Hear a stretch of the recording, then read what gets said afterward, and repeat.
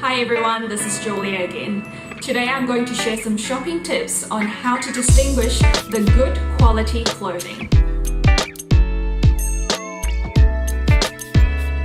When I start talking about the subject, most of you will think that I mean by branded clothes and expensive clothes.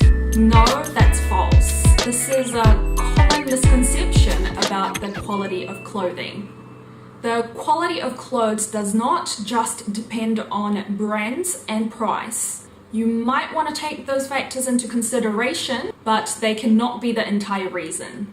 I believe the quality of clothing is all about the fabric and the construction. When nice fabrics meet excellent construction, you get a garment that lasts longer, looks amazing, and fits perfectly. Of course, we all know that the natural fabrics are better than the synthetic fabrics. However, don't be fooled at 100% cotton, silk, cashmere, etc. Natural fabrics have grades. These are two scarves I personally own, and these are both made of 100% silk.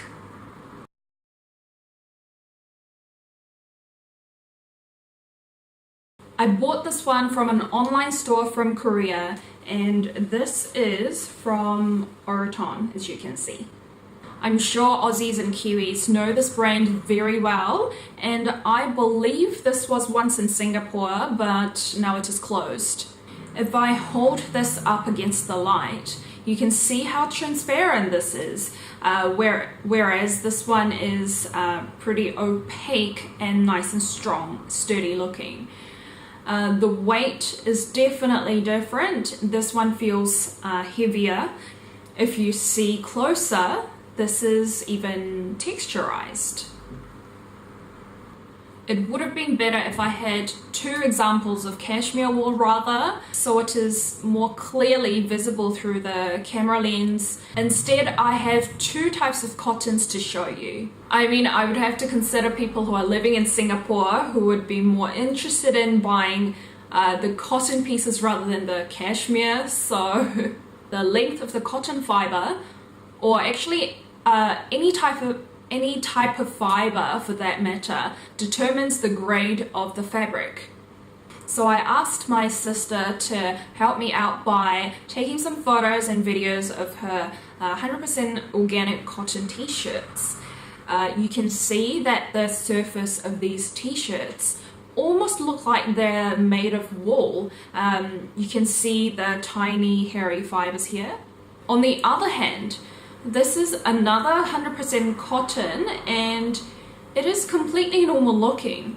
I mean, this quality is normally what you would see in the stores, but since you have just seen the high quality cotton, you can tell that this one is flat and has no hairy fibers, which means it is made of a cotton with shorter fibers comparingly. Pilling, or what we call bobble, lint ball, or small balls of fiber, is caused in some extent in all fabrics, but in general, the long and high quality fibers pill less than the short ones.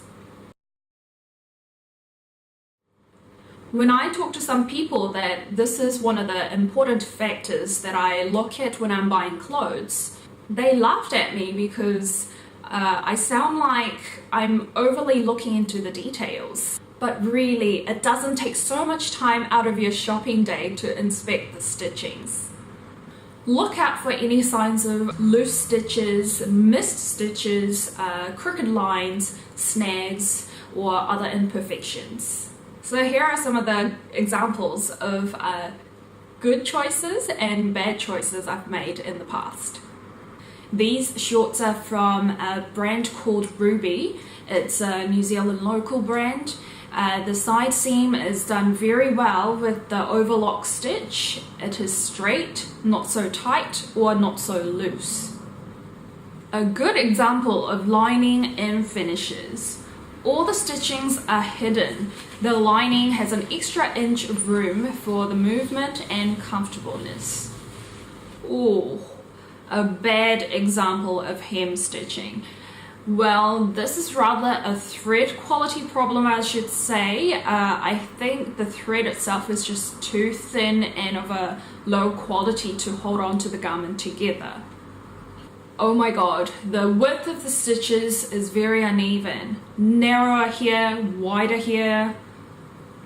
It is a total mess. This top shows how important the construction is.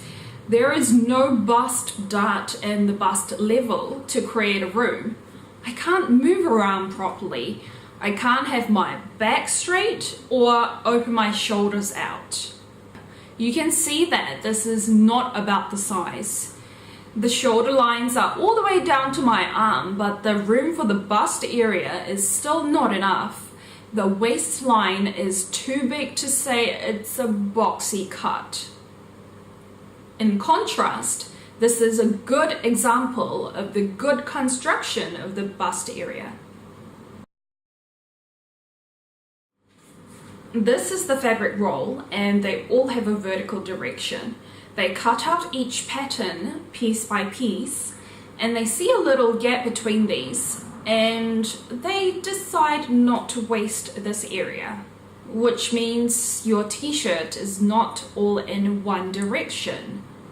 In some cases, they try to minimize the fabric usage by cutting slightly less. This often creates a funny looking clothes with short sleeves, short waistline. They don't drape or fit well. So try clothes on at the store to make sure they look as good on you as on the mannequin. There are 3 checkpoints. Check if the buttons have sewn in tightly. See if there are any loose ones with loose threads. Check if the stitching around the buttonholes looks like this or like this. Check if there are spare buttons. It means that they believe in their quality and they expect it to be worn for a long time, and it means they also have thought of the minor repairs required in the future. If you see any printed or embellished clothing and the price is not so expensive compared to the ones without them, forget about getting it. For instance, if a store sells 2 kinds of t-shirts at the same price, and the one has prints or the embellishments on and the other without, always go for the non-printed version, because extra print means extra cost, and they cut cost somewhere to have the equal margin. Embellishments are one of the most challenging details to put on a garment. They should cost you at least a time and a half compared to the ordinary ones. The poorly done embellishments will surely start to fall apart the more and more you wash it. Which brands do you choose to go and shop in? Perhaps fast fashion brands like Topshop, Zara and H&M?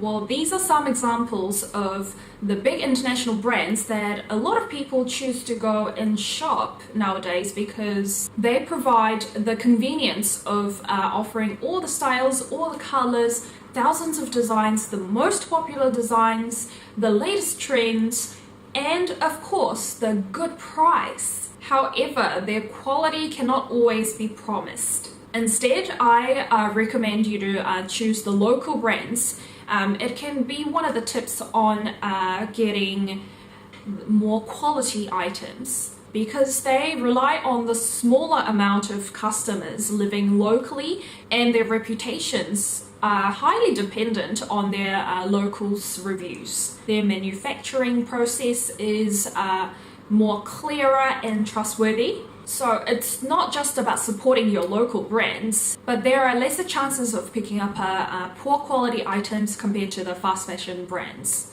I will leave a list of local brands I recommend from Australia, New Zealand, Korea and Singapore.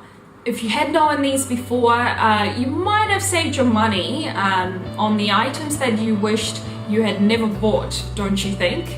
If you want the clothes that not just look good but last longer, I highly recommend you to take these factors into consideration next time you go shopping. Do you have any tips for shopping? Or any bad experience buying up poor quality items? If you do, please share in the comment section below. Don't forget to subscribe and like this video before you switch off, and see you all soon in my next one.